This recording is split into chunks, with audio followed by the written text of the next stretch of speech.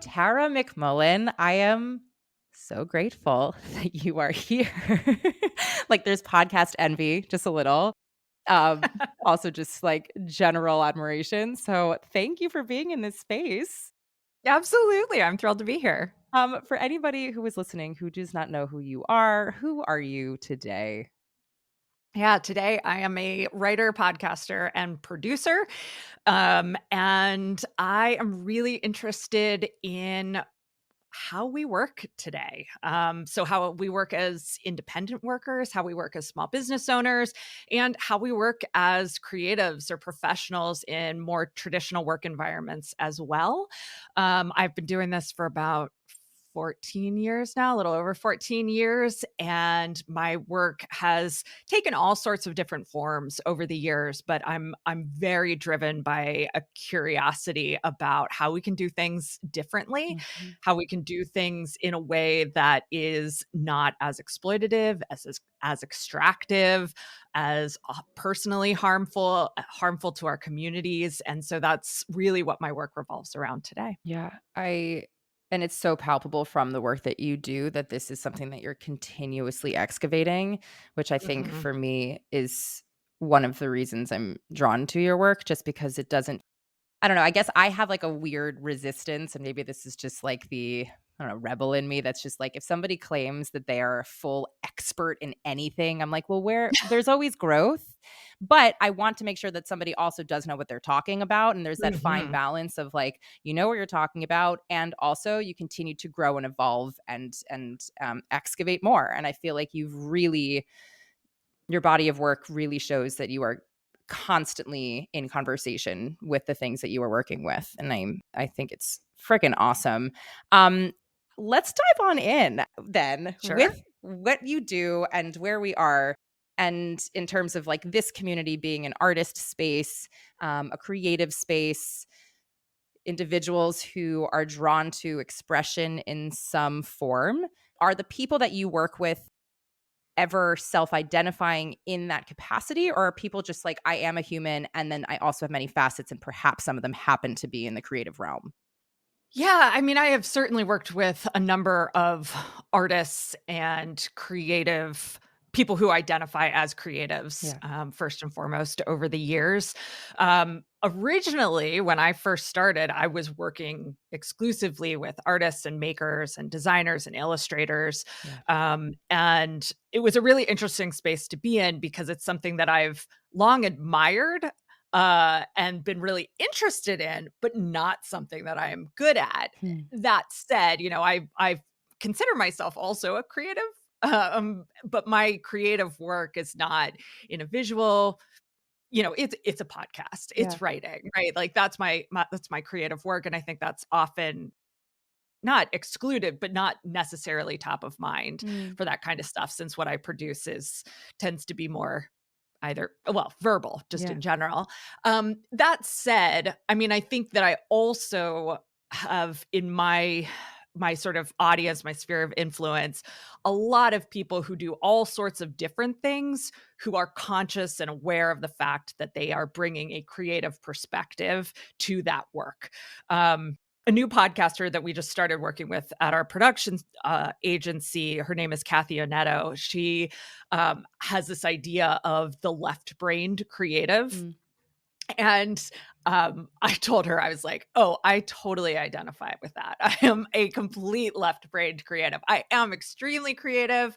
I am all about it, and also I'm highly analytical Mhm. and, intellectually curious and Yeah. all of those things that maybe might be more associated with the left brain." Yeah.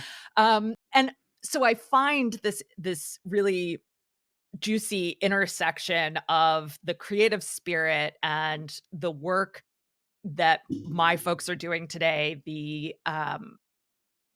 kinds of businesses that they're building. It's a really interesting place to look at how our relationship to work is changing and how our relationship to production is changing as well.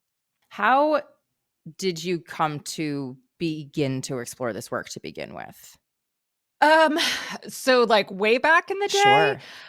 Um, so 14 years ago, I was a new mom And I desperately did not want to go back to the retail management job that I had been working for 5 or so years. And so I started looking around. I knew other people were working from home. I knew Mhm. plenty of women were working from home, doing their own thing. And so I started to just investigate, like, what does this actually look like? What does this entail? How is this happening? Um, because if I know how to do something, I have a high level of confidence in my Yeah. ability to do it. But if I don't know how, it just like it's not even on my radar. So I started to look for examples of this going on and found the sort of like early blogging space, or not quite early, but like we're talking 2009, so Yeah. fairly early in social media and things like that as well. um Discovered that space and was like, this, I can do this. I had actually been started blogging in college in 2003, so it was something that was familiar to me already, something I knew that I liked to do. And so I got into it that way, just seeing like, can I make a go at this? Mm. And that's when I was really focused on the more traditional creative space as well. And so from there, just thinking about, okay, there's all these people out here who are making a living in all of these interesting ways, in all these non-traditional ways. What does this say about the direction of work? Because the other thing is that I had just come out of college, burnt out, um, but with a BA degree in religious studies Mm. that I loved and valued so much. And I thought, oh, I'm a talented, skilled person. There's all sorts of different jobs that I could Yeah. do, right? But that wasn't actually the case. No one wanted to hire me other Yeah. than the lovely Borders Books and Music, rest in peace. Oh. And uh, and so I was really interested in this idea that, okay, we've got all of these, especially women, coming out of colleges and universities who have creative, smart ways of thinking about the world, of doing all different kinds of work. Where can they go? Yeah.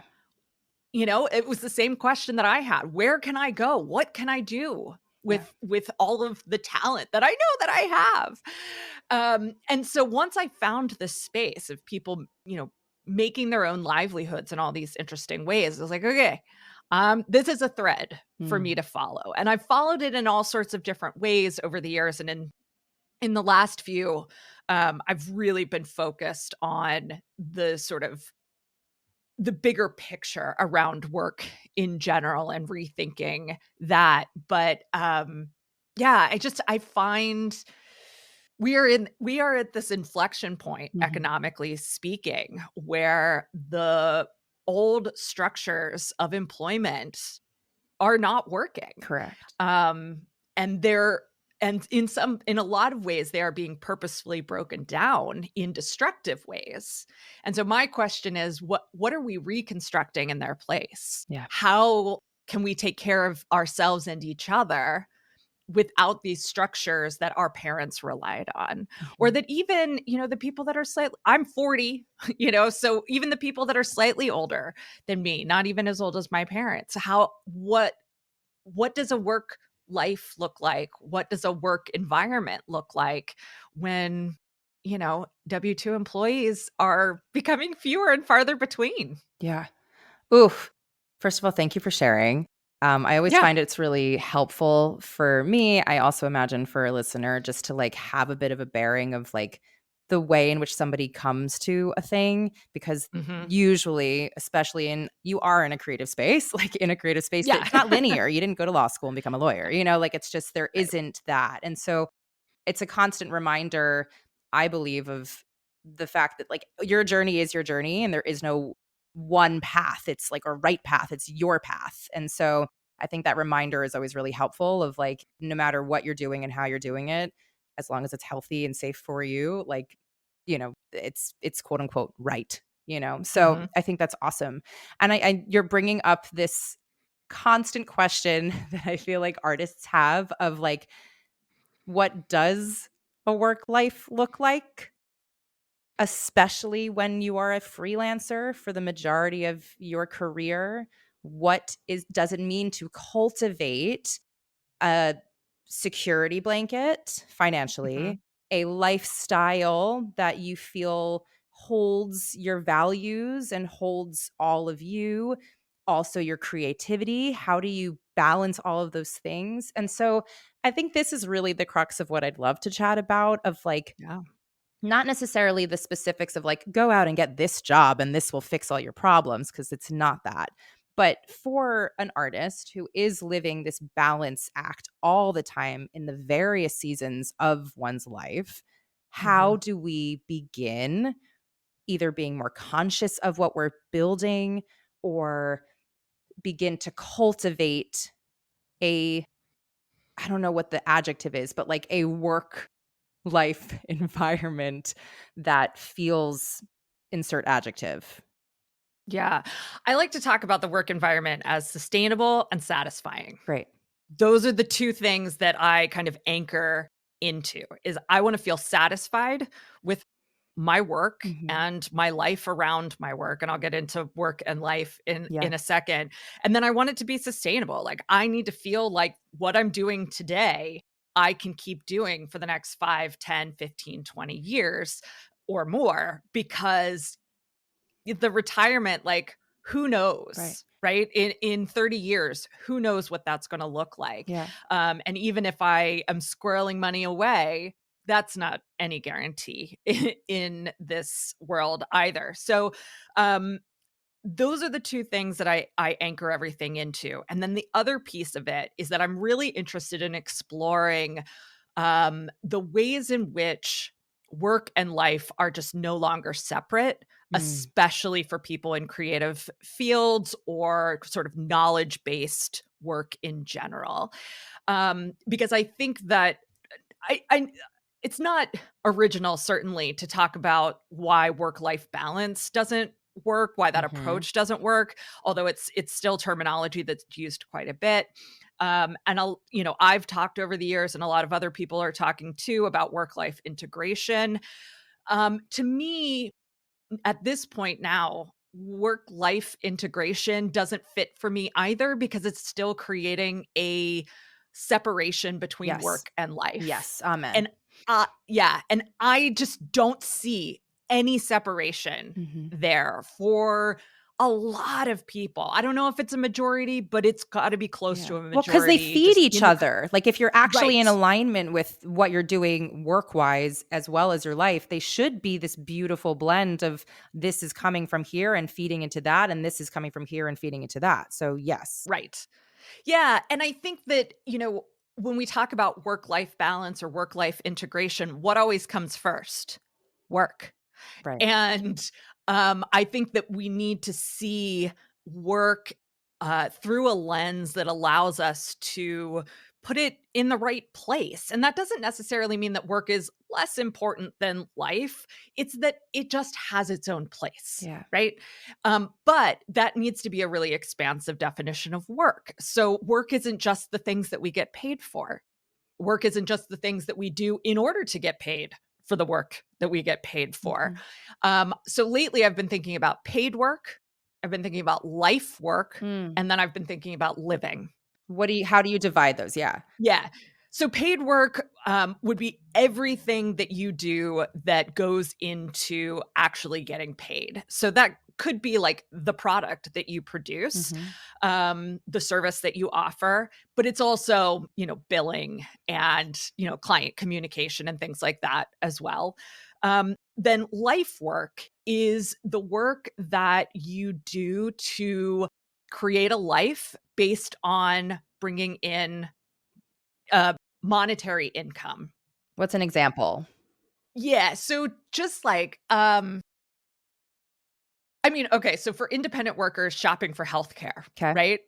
Shopping for healthcare is life work. It's not living, right? It's not leisure. Okay. Um, Yeah. and so but like even just cleaning house, Mhm. right? Yeah. Cooking dinner, Doing that's laundry, right, all life that work. stuff. Yeah. Mhm. It's not to say that you might not find a lot of those tasks satisfying, but it's purposive work, Right. right? And so that has a color, a tone of work as well. And then there's living, which are the things that you don't do for purposive reasons, right? Mm. They're the things that you do because you enjoy them, because they add a richness to your life. Um, and so for me, thinking in terms of those three categories helps me recognize um, sort of a fuller picture Yeah. of what my work life is like, but also, where my stress might be coming from. Because my paid work may not be very stressful, but if my life work is stressful, Yeah. right? If I'm helping a loved one deal with a medical problem, for instance, well, that's stressful. And we don't have a good way of incorporating that idea, that sort of drain on our resources into the ways that we think about work. And then because life work is so often just everything we do outside of work, we're often not giving ourselves the chance to live. Yeah. And so I find those three categories help me think just from a more sustainable, more satisfying look at life. Yeah, I'll leave it there Yeah, for that's now. actually such a it's so wild how, like, like, small little adjustments Yeah. of verbiage or reframing can do such macro shifting that is such a Mhm. helpful readjustment and recalibration in my own brain because now I'm like thinking about all of the things that I do on a daily basis. Even just looking at, say, like a to do list of mine and how so much of the to do list really doesn't have anything to do with my work. It has to do with the Mhm. life work. And usually, if I'm, being really honest with myself, it's that life work stuff that I'm always like, my to do list is long. And it's all the like stuff that you can keep pushing because there isn't a set timeline by a boss or by a Mhm. deadline that's set, but like you have your own internal like, well, if I don't clean my apartment, I'm living in filth. Like Yeah. something has to be done. And yet, like in theory, I could keep living in filth if I didn't have the time. I mean, I wouldn't want that, but like in theory, no one's telling me otherwise. And so that middle part, I guess, and I'm like picturing it as the three, and the work is on the left, and the right side is, my life, and then the internal part is like the work life and how it splits. But Mhm. in that middle section, that that for me is like, as I'm talking out loud, is the bleed. Because if that's Mhm. like the messy part in the middle, then it will start to impact the way that you are living because you're only thinking about all the work life stuff. And if you're, then it starts to bleed into your actual work when there's the deadline things, but you have all the other stuff that doesn't have the real deadlines that you're like, I wish I had that to be like, it's just a really wild reframe. So that was really helpful. Thank you. Yeah, so a couple things on that. Breaking it down into 3 parts like that allows you to say, "Oh, there's 2 parts that are not quote unquote paid work," Yeah. right? To 1 part, paid work. Yeah. That I think is clarifying in and of itself. And then the second thing is, in my book, I write about really understanding your capacity. And capacity is access to resources at any given time. Mhm. And our capacity changes, it varies. But the number one mistake we make about thinking, what do I have the capacity for? What resources do I have access to right now? Is that we create an artificial silo between paid work Mm. and life work and living. And so we think, and I think when pressed, we don't think this, but the way we operate Yeah. is as if we have one capacity for life work and living and one capacity for paid work. But that's not true. You Right. just have one capacity. You have one set of resources at any given time that you have access to. And the way we divide up those resources is uh, gives us the ability to either meet the challenges Mm. of our work and of life or not meet those Yeah. challenges. It either allows us to move through life and work with less stress or it adds to our stress. Yeah. It either allows us to get better results or it means we're not getting as good results or we're getting bad, harmful Yeah. results even. So that's another piece of the puzzle too, is just really being able to say, okay, if my emotional bandwidth is shot between my life work and my living, then I better not need to draw on that particular resource in my paid work because I don't have any left. And getting more granular with that, I think, can also really help to build that more sustainable and satisfying work life experience as Yeah. well.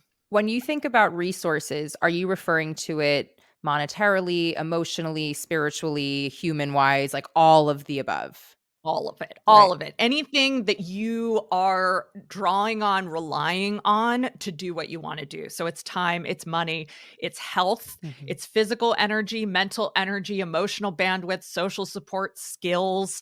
Yeah. That's just my list. There are, other people bring other things into it as well, but those are the things that I really personally pay How attention do to. you decide in these moments what resources you wanna use where? Yeah, oof. I know that's a big So this one. is yeah. How long do you have? I have as much So time you this wanna give is me, so this is actually, I just did a podcast episode on this. I'm doing a series right now called The Economics of dot, dot, Mhm. dot. And the first episode is essentially the economics of decision making. Yeah. And it revolves around opportunity cost. And so, in terms of how we want to allocate our resources, we need to be thinking of, what does what does pursuing X cost me versus what does pursuing Y cost me? Mm, And that's not to say that X or Y, one is better than the other. It's that they both have costs associated with them. And we need to weigh whether those costs are one, something that we can afford, and two, something that we want to pay. mhm. So, for instance, I might say, okay, I've got two ideas for creating a new revenue stream in the next quarter. Which one am I going to give my time and energy to? Okay. So let's say the time and energy component is fairly equal. They're going to take about the same amount of time on my calendar. They're going to take about the same amount of mental energy. Mhm. Then I'm going to think like, okay, one revenue stream is really going to require me to be emotionally present for other people, which is something that's very challenging to me, even though it's something that's also very important to Yeah. me. And so knowing that that is the cost of pursuing that revenue stream, um, is the benefit that I'm going to get from that revenue stream worth That that cost. cost? Mhm. And do I have that emotional presence to give? Right. Um, why? So the other revenue stream might be something that again takes the same amount of time and mental energy, but is a much lower emotional output. However, it also brings in less revenue. Which one Right. is a better fit for me right now? And the answer this year might be different than next year, Yeah. right? So recognizing that it's always in flux, it's always adaptable, and like there's no right answer Right. unless you're tapping into resources you do not have. Mhm. Because that's not only is it unsustainable, but it's also ultimately unsatisfying Yeah. because we're people who want to do a good job, right? Mhm. Like I don't know anybody who doesn't want to do a good job. Yeah. I want to do a good job. I want to feel like when I've completed a project that I put what I needed to put into it to achieve the result that I wanted or to achieve the ends that I wanted to achieve. And if I'm trying to draw from a well that is completely empty, I'm not going to be able to get that result. I'm not going to be satisfied with the end Yeah. of that work project or that life work project or that living. And that over time really adds up. And it doesn't just add up in terms of like disappointment, it also impacts our self efficacy. Yeah. And so, self efficacy is this idea of whether you believe you can do the thing in front of you or not. And the more you believe you have the ability to do the thing in front of you, that leads to all sorts of other positive outcomes. It makes you feel happier. You are more likely to achieve the thing in front of you. All these great positive outcomes. But if your self-efficacy gets chipped away at over time because you keep drawing from that well that is empty, leads to all sorts of really negative Yeah. outcomes. And it's something that can certainly be rebuilt, but it then requires allocating your resources more strategically as well. I am curious about that though, because I think especially in arts land, I'll Uh huh. come at it from, an actor's perspective, which is mine, for my main hat, is, the narrative of you are consistently putting yourself out there to audition for Hmm. roles and opportunities. And it's possible to create the narrative of rejection from the fact that you did Hmm. not get what you wanted and gave of your time, money, emotional capacity towards said audition, perhaps many rounds of it. Obviously, the flip side is it's not rejection. What I'm doing is performing. And if I've Hmm. chosen to be a performer, these little minutes and time that I get to audition are exactly that. I am getting to share my gift. I'm getting to storytell. I'm getting to be in this role, right? There's the two sides. And I think I oscillate between them depending on how much I really want a thing, if I'm being really honest and Hmm. candid. But either way, you are giving of yourself consistently to something that you really Hmm. want. And I Hmm. found with many of my clients, whether we call it burnout or whether we call it exhaustion, whether we call it like a real need to recharge, whatever we verbally call it, there's still this feeling of either not good enough or that it hasn't your worth is somehow interlinked with your creativity, which it's not. You as a human being are worthy, whether no matter what you're doing. It's just literally you are human, you are worthy, period. But all of that starts to get really mixed up. And so often many of us find ourselves in that lower feeling. Hmm. So I guess responding to that. Yeah. So first off, I absolutely freaking love the way that you put, like, I get to Yeah. spend this time doing this thing. Um, and what I would say about that is what you've done is constructed a meaning for that time that is not based on whether or not you get a For part. sure. The meaning is associated with how you are present in that For time. sure. So that to me is the crux of it. Um, I think that, we look for meaning a lot in life. It's something that we talk about all the time, something that all the self-help books talk about. That's the heart of religion. Mhm. It's one of the reasons I'm interested in religious studies in the first place. However, it's I think especially in the last 150 years of Western philosophy or so, the discourse has really shifted to thinking about all the ways that we make meaning. Yes. It's not about uncovering meaning. It's not about going out and seeking meaning. It's, what do I want this to mean? Mhm. And what you've done by saying, yeah, I'm going to show up and this is what I get to do, is you have created a meaning for that time. And so that to me is a critical piece of how we approach work in the 21st century economy, is recognizing that there are all these different things that we do. Much of the result of that is completely out of our control. Yeah. However, if we can approach the practice of work from the perspective of every day, every activity, I am imbuing it with meaning. I am making meaning of this thing. What do I want it to mean? What do I want out of this work Yeah. that is meaningful to me? And how can I make sure that everything that I do has that little nugget of what I want out of it? With my folks, I'm always talking about, like, answering email. I hate answering Do email. people really like that? Is anybody enjoying that? I don't know. My husband does not enjoy email, but he enjoys that he has a really good process for email, Okay. which I suppose is its own form of Yeah. meaning making. Yeah, he'll talk your ear off about his email process and how Wild. Finding joy in weird places. Let's. yeah, yeah. But, and so I have had just a horrible, relationship with email over the years. But what I tell myself when it's time to do my email is that this is work that has meaning in that email is how people communicate to me about my podcast, about writing, about, consulting or speaking opportunities. And that, going in there and sorting through the complete crap that comes into my inbox is worth it and has meaning in that very thing. And so it's something that I've been able to forge a much better relationship Mhm. with, so that it doesn't make me feel like, "Oh god, I'm so behind." Well, sometimes it still does.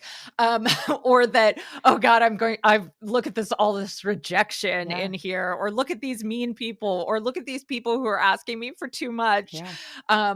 I don't need to think about it that way. I don't need to do that. I've given it different meaning. Same thing with any admin task, any bookkeeping task.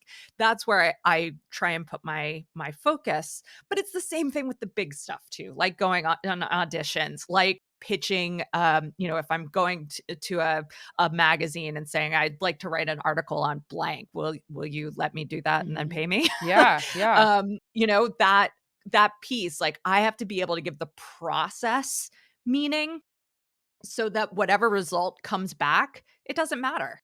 It does, right? Like, I don't want it to sound like it doesn't matter, and then you might not ever get paid Right. and, like, you lose your house. Yeah. But it doesn't matter from the perspective of the narrative that I have about myself and my work. How do you create that then, especially for the things that are really hard? We can go back to the audition, conversation. We can go to any of them. We can make one up that, is more in alignment with, the work that you do. But like, I am curious when it's something that is so personal to you, Yeah. how do you create that narrative of making it feel purposeful, even though if you remove that, it feels very interlinked to one's worth. Yeah, I mean, if I had a perfect answer for this question, I would be a many time millionaire for Yeah, sure. we all would be. Um, yeah, exactly.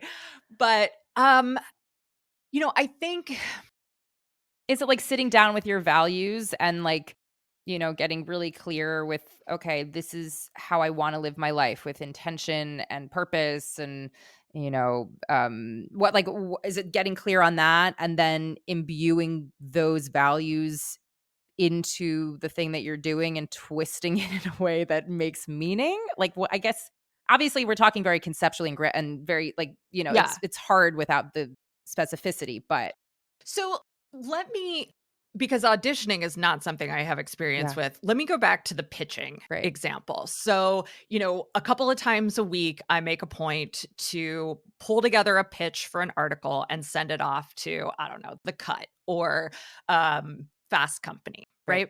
And so I send it off to an editor there, and sometimes I get nothing back. Sometimes I get a rejection. And every so often they say, "Yeah, that sounds great. Can you have it done in 2 weeks?" Sure.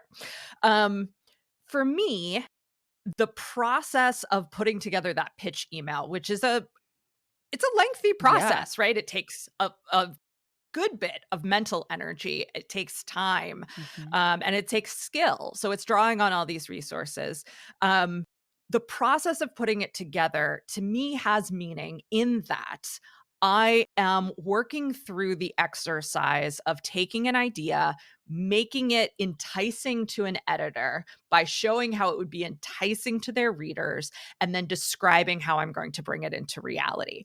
That process is meaningful to me. The practice of doing that on a regular basis is meaningful to me because it ties back into the larger things that I want out of my work. It ties into being published in more places, getting more people with their eyes on what I have to say and the threads that I'm pulling out on a regular basis. It's meaningful to me in that it's just good practice Mhm. for thinking through ideas that way. It's valuable for, getting my next book deal when that time comes, being able to say, okay, I've got this byline and this byline. I've got relationships with editors at these different publications. That's all good stuff.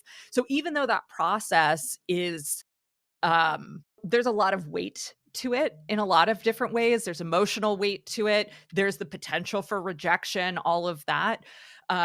By finding meaning in the process just by tying it, like looking at the system. All right. I actually systems thinking I think might be a good thing to bring into play here, What do you mean because by we can systems look at thinking? yeah. So systems thinking is essentially recognizing that everything is interconnected to everything Mhm. else, and not like in a new age kind of way, but like literally if I pull on this thread, then this thread over here moves, Yeah, yeah. right? um and so I like to think of the self as a system. I have multiple selves, multiple identities, and they all have relationships to each other. And I might combine some in one venue and combine others in another venue. um, and if I look at the system of who I am and all of those different identities, I can say, sure, rejection hurts the writer. The Mhm. writer identity is hurt when I'm rejected. That makes Mm. me sad. Yeah, But it doesn't take anything away from all these other parts of my self system. yeah. And so I can say, all right, the writer is going to go through these cycles of um, pitching, getting rejected, getting accepted, getting published or not. Some of that's going to be good, some of it's going to be bad. That's all It's all meaningful in its own way, and the fact that the writer gets rejected on a regular basis doesn't change who I am as a mother, who I am as a wife, who I am as a left-handed person, who I am as an autistic person, right? It doesn't impact those people at all, and so those identities and the self-worth within those identities can stay intact even as the writer is out there practicing this process of largely getting rejected. I love that so much. No, I mean, thank you for walking us through that because I think that's Yeah. such a healthy way of compartmentalizing without like deprioritization.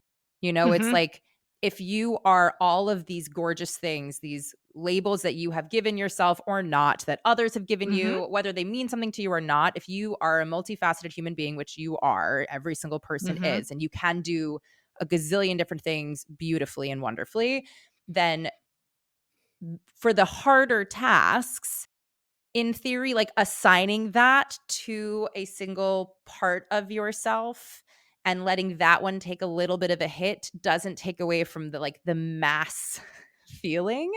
Um, and or like, again, I'm talking this out loud as I'm hearing you speak. It's like, let's say I do get a lot of I assign a lot of my self-worth through my actor performer hat, and I put a lot of pressure Mhm. on that hat, and I some days this is true, some days it's not. But let's say, for the Right. purpose of this right now, it's like that's where I get a lot of my validation and that's where I seek approval. Perhaps like creating another little hat for yourself that's like a micro hat under the actor hat that's just like the trial and error actor hat, or like the I'm making this up as I go, or like, Yeah. the faux audition-y hat, or like the whatever hat that doesn't hold all of the weight as one's like larger actor hat. Then it just becomes this little subcategory that can hold the rejection, that can hold the disappointment. I think that's such an interesting way of compartmentalizing because you're protecting and supporting the other parts of yourself to not be totally taken down when things don't go your way. Yeah. I think another way that you can approach that too is, all right, your actor self might be taking a hit this week.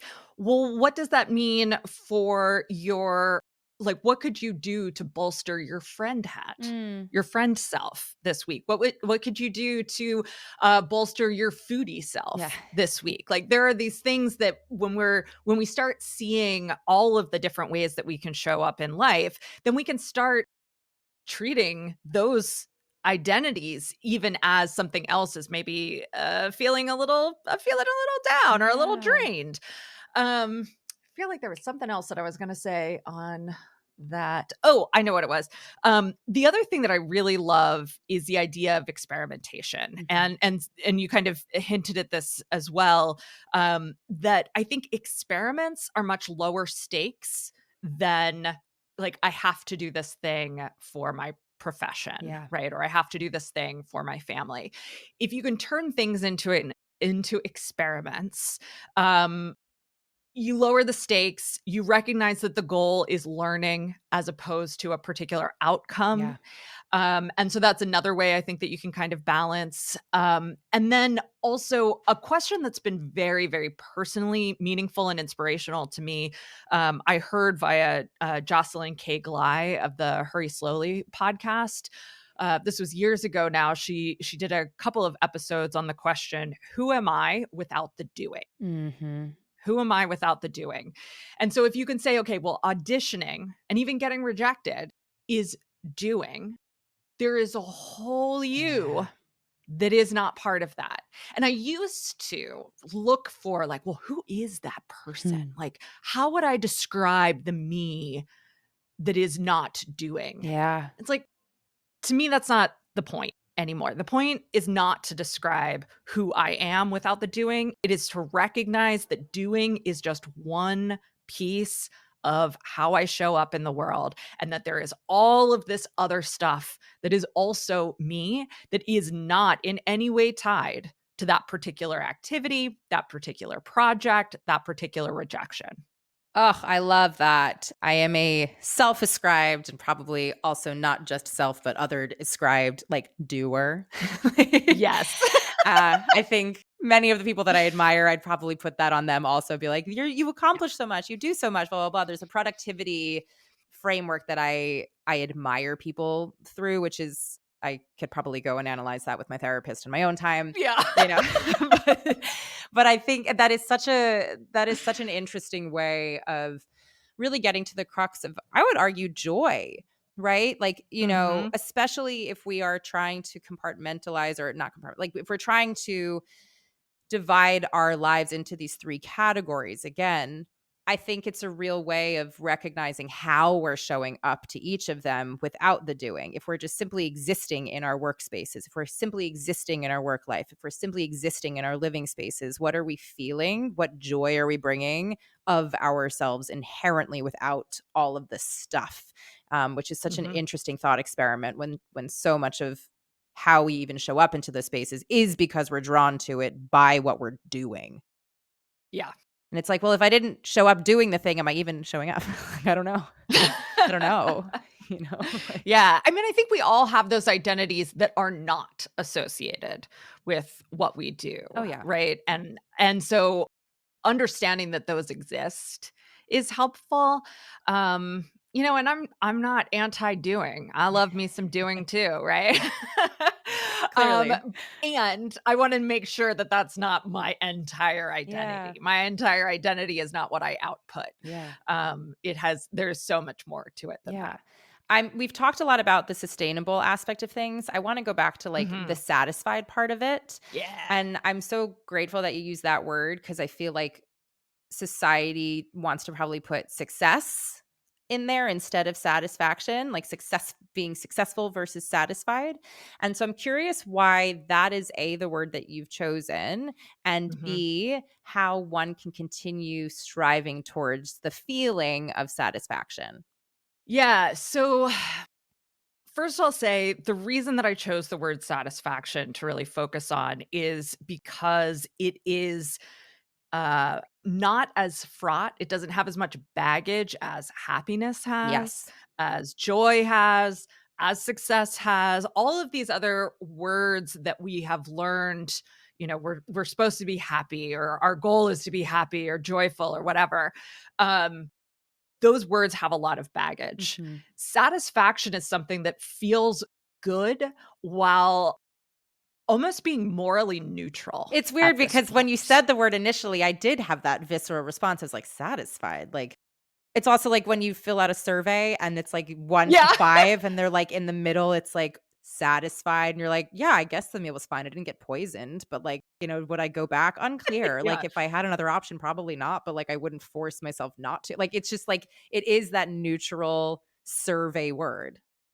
Yeah, yeah. And it's something that's so missing, Correct. right? So all of consumer capitalism is oriented around making sure that we are unsatisfied Mhm. so that they can sell us the thing that fits that particular hole, Yeah. right? And I'm always hesitant to like bring it back to capitalism, No, but please. sometimes you just You got to bring it have to. back to It always capitalism. goes there. Uh, It's just yeah. But this is something like literally if this evening when you go and turn your TV on, and maybe you're watching YouTube and the commercials come up, Mhm. pay attention to the message behind every single commercial that you hear because 99 out of 100 of them are indicating to you in one way or another that you are not satisfied with the way things are. Yeah. You are not satisfied with who you are, with what you have, with whom you're in relationship with, the work that you have, the things that you've bought, all of those things.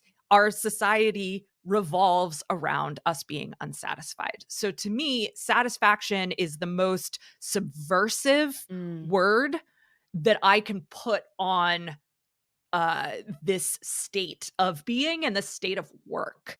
So, satisfaction, the underlying process behind satisfaction to me is practice.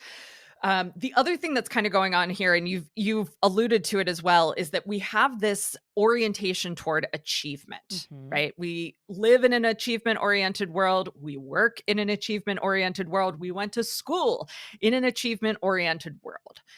Um, I am a self-described recovering overachiever. The recovering is sometimes in bold and sometimes like barely there at all. Um, but I'm a recovering overachiever. I have always organized my life around achievement. And when you organize everything around achievement, you end up being unsatisfied most of the time, Yeah. right? Because I don't care how good you will always find those things that you are not achieving, Yeah. right? And after every achievement, there's 5 other things, 10 other things, 50 other things that you're like, well, I haven't achieved that yet. So I better go out and get that.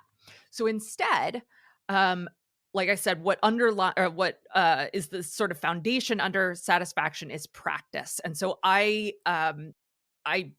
juxtapose those two things. So instead of an achievement orientation, my goal, my objective is to have a practice orientation. How am I envisioning this work, whether it's life work or paid work?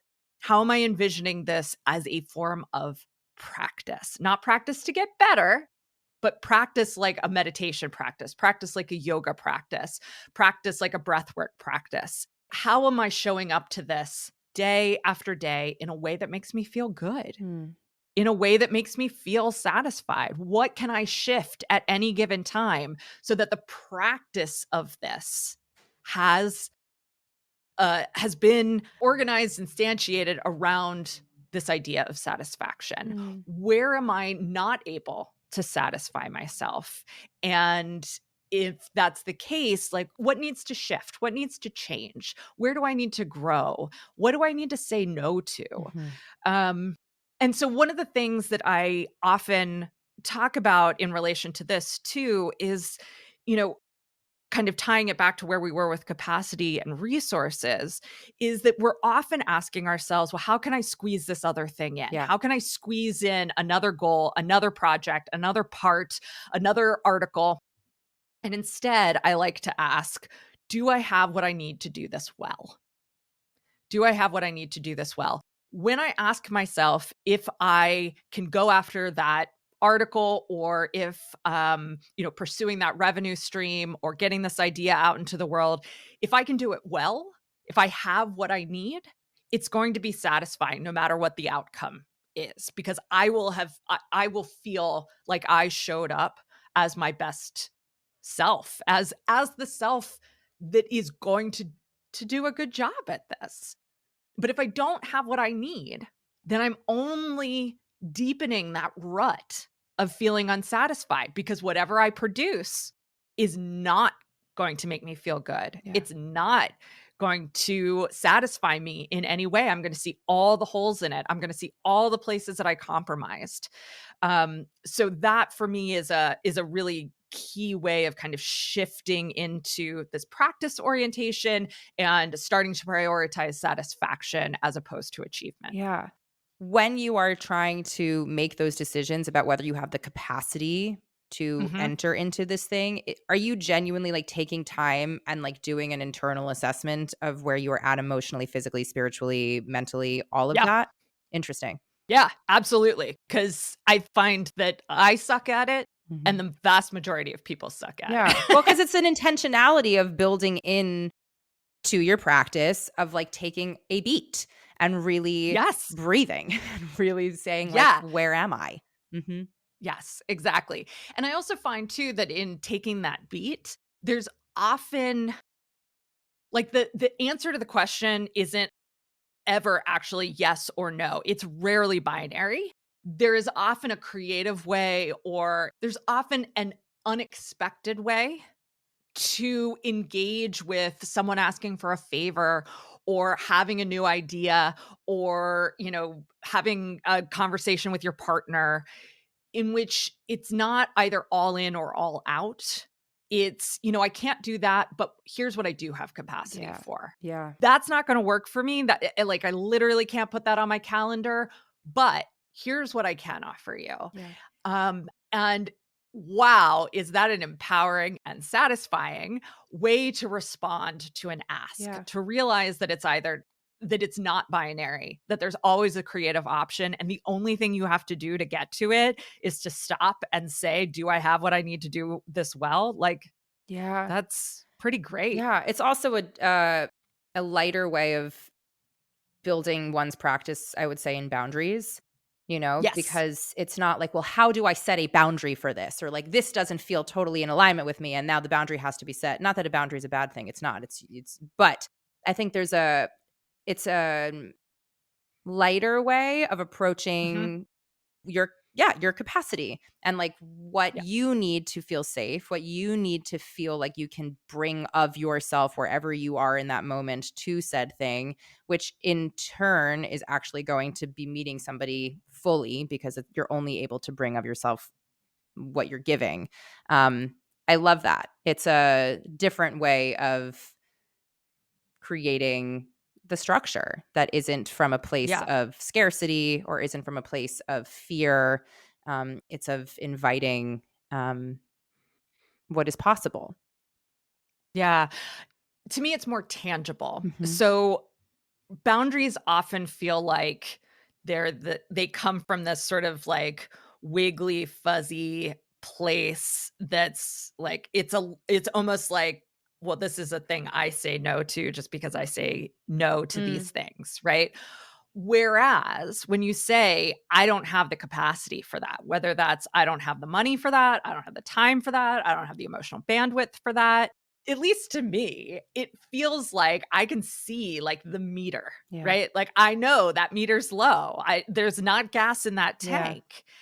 And in my experience, that's how others receive it as well. Yeah. Like, "Oh, okay, that's a hard stop for you. That's a Yeah. hard line for you." And I think that is super empowering. The other thing that I wanted to bring up here too is, the writer Anne Helen Peterson has this great way of talking about not setting boundaries, but creating Yeah. guardrails We talk about that within as our it's like doors Oh, or same type of thing. You can open or shut the door. It's like, it's a little bit more yes. flexible.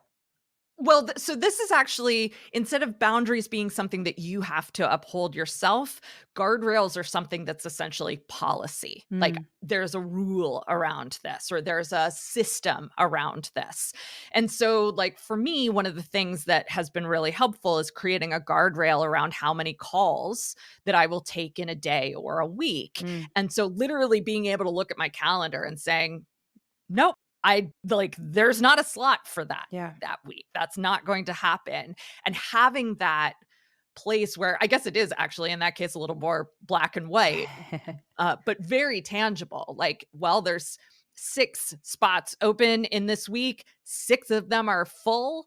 And so no, I can't hop on the phone with you Yeah. right now. Like there's not space. Yeah. Um, that's been really helpful for Yeah. me personally. I think all of what I've heard, what we've been talking about really comes from a place of curiosity Yeah. And how can one continue to cultivate curiosity within oneself about these different parts, these the emotional states one is in, reframing, like all of it is about approaching all of these things with an open mind and an open heart to listening to yourself and then responding accordingly without it feeling pushed, which Yeah. feels great. Yeah, I look at all my work through 3 values: curiosity, Mhm. context, and care. So, curiosity you've just described perfectly. Yeah. That's yes. Context to me is another huge piece here, which is just making sure that we understand the full environment, the full system, the full history of whatever it is that we're sort of getting a little friction around or that we're feeling really good around Mhm. too, so that we can see, oh, the reason I'm feeling unsatisfied with my desk setup is because I keep seeing this commercial that shows this desk setup Interesting. that is supposed to be better than mine, but really they're just trying to show me a desk, right? Like that's context. And then care, I think speaks for itself, but like thinking through, all right, as I'm pursuing curiosity and context, how am I taking care of myself? Yeah. What can I pull into this that allows me to take better care of myself? And also, how does caring for myself help me care for the community, care for the collective Yes. as well? And so both that internal and external lens on that. I think you're a rock star. I am going to be thinking about this conversation in so many capacities on my own. I am so endlessly grateful that you've given of your time within your guardrails to us. Um, for anybody who is listening, who wants to work with you, who wants to reach out, what within your own boundaries is the best way? Yeah, so I would say everything that we talked about today is directly relevant to my book, which is called What Works, a comprehensive framework to change the way we approach goal setting, which you can find at explorewhatworks.com/book. And then the best place to find me personally or like more interpersonally is on either LinkedIn, where you can search up Tara McMullin, What Works, you'll find me, or on Instagram. So every week on Instagram, I post a couple of big pieces of content there, and I'm often talking back and forth with people. And then my podcast, you can find wherever you're listening to this fine podcast, also called What Works. Thank you so much for going on this journey with me. It's like one of those things again that I bring on people that I just love their brains and the way that they think, and it's just so clear that you are really helping so many people reframe their lives to become more full human beings. And I think if more people continue to invest in themselves in this way and be curious about themselves and their process in this way, the world would be a far more empathetic place. And so I'm excited that hopefully more people will continue to listen and delve in and excavate. So thank you. Thank you. Thanks so much for having me. Thanks for the great questions and conversation. Yes.